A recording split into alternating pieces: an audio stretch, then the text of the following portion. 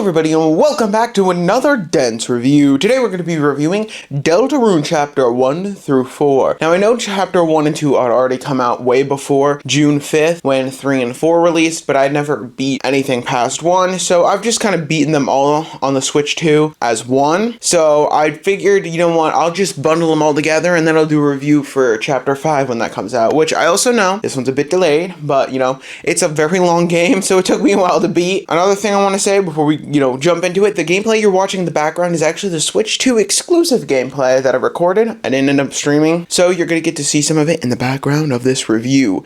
Cut to it right now. Wow, compelling, isn't it? Pretty cool. Anyways, spoiler warning. Just so you know, there's very likely going to be spoilers, so if you don't want to be spoiled for Chapter 1, 2, 3, 4, this would be your time to dip, and you must come back to it when you're done. The gameplay is very good. It's very similar to Undertale, but then different, and I kind of like that. I kind of like how there's multiple characters, and like, especially in Chapter 1, where you don't control Susie, I thought that was a really cool mechanic. I do like that you do end up getting to control these other characters later on. I do wish for like some of the Nicole stuff you could not control her. She would kind of do her own thing. It's also fun to be able to control them. I do like how all your souls become merged into one in Chris, which, by the way, non-binary representation, hell yeah. Dap me up. It's just, it's a fun gameplay loop. I will say at the end of Chapter 4, when you fight the Titan of Darkness, it is weird using combat. I was not used to it. I didn't use it since the tutorial, which was like 20 hours before, so I really didn't know combat that well, so it was just weird using it. I kind of fucked it up a lot. I fucked it up a lot because I didn't know, and I tried not attacking, but I just kept dying because we just kept cycling over and over and over and over again. But, very fun gameplay loop there. I'd probably say my favorite chapter is Chapter 3. I really like Chapter 3 with the TV. It's TV time! That was pretty cool. I like that. Fun voice I used for him. That probably helps. It's just really cool. You play like some little retro inside of a retro. Inside of a retro, like TV, you play like a retro, like Genesis looking thing. That was pretty cool. Just the whole aesthetic of like an attention-seeking TV that doesn't get used anymore, so he's like depressed and wants it, which is where the Switch 2 minigame comes in. You play as the mics, you fight against the mics, and it's pretty cool. I don't know what the non-Switch 2 gameplay is for that section, but either way, board gameplay, cut to that right now. Pretty cool. Overall, story's pretty cool, really compelling. I got into some light spoilers, but essentially, you and Susie in the classroom fall into this dark world, which just turns all of the objects, like cards, into, people you fight and interact with. You and Susie then be able to turn down the dark fountain, shut down the dark fountain, which then you can enter that dark world. It's kind of like your hub world from now on, where you meet Rousey, you meet Lancer, you meet all these fun characters. You do bring Lancer with you, but not for long, till you go to do your book project and you find the library has a dark fountain open and the computer room. So then you go through like this digital adventure, fighting off the queen computer, and then you go into like a Punch-Out minigame, which fuck that minigame. I did not like that special mechanic. 1 didn't really have a special mechanic, like a gimmick mechanic for that chapter. 2's,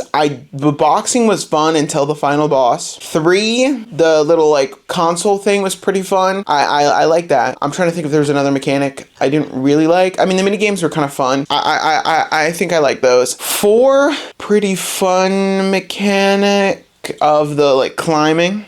That was pretty cool. I don't think there was any other like real gimmick mechanic that I didn't like. Fun mechanics for those gimmicks. But so in the computer thing, you grab all this stuff and you bring them to the dark world in the classroom, where you have your safe, castle dark world with Rousey. And then you just keep going, and then you bring the old TV. Well, spoilers, Mr. Tana dies. Rip that guy. He gets a slice in it. And they also kidnap Officer Undyne. and she is locked in a bunker, which you find out. And then you go to church and you explore a dark world in church, and that's when we actually have Susie open a dark world, and it's slightly different, but you find the old man, this old man who died, who gets revived in the dark world.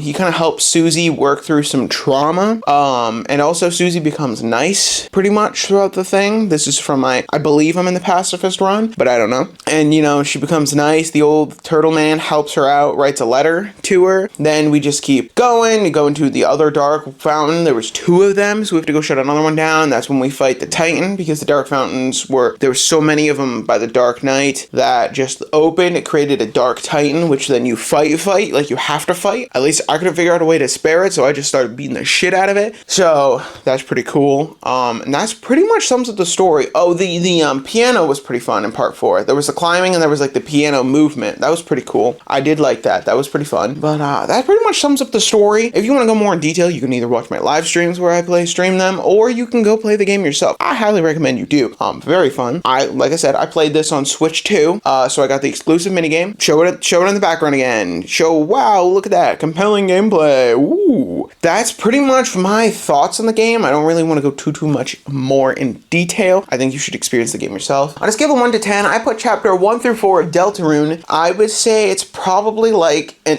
8.5. An 8.5, yes. It's really damn good. I love this. The music slaps. The gameplay slaps. Minus certain gameplay mechanics. You know, it's just a good romp, alright? It's a good indie game. It's a good Undertale successor. It's just fucking good, man. I don't know what to tell you. Compelling characters. We get the return of some characters. We get Toriel and Sans boning. That's pretty cool. We love that. Well, ladies and gentlemen, let me know what you thought in the comments down below. What you thought of Deltarune chapter 1 through 4. Well, ladies and gentlemen, if you like this video, give this video a like. If you like the channel, you can subscribe and turn on notification bells to get notified of all further uploads. And if you really want to help me out, click cards in the video to take more content. Without all ado, adios.